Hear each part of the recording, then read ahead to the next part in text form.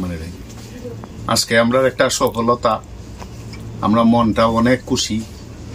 আমাদের কৃতি ফুটবলার, আমাদের গ্রামের সন্তান আপনাদের সহযোগিতায় ঢাকা হাসপাতালে চিকিৎসা শেষে আজকে বাড়িতে নিয়ে আসছি। আজকে সে হাঁটতে পারে, যেখানে প্রস্তুতি নিয়েছিল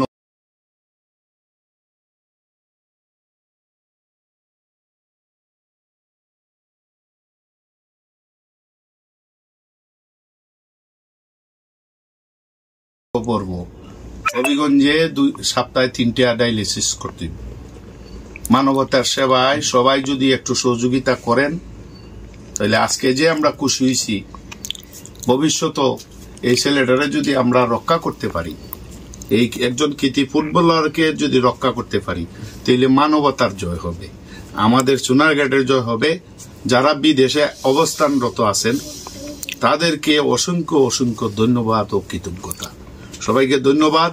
আসসালামু আলাইকুম।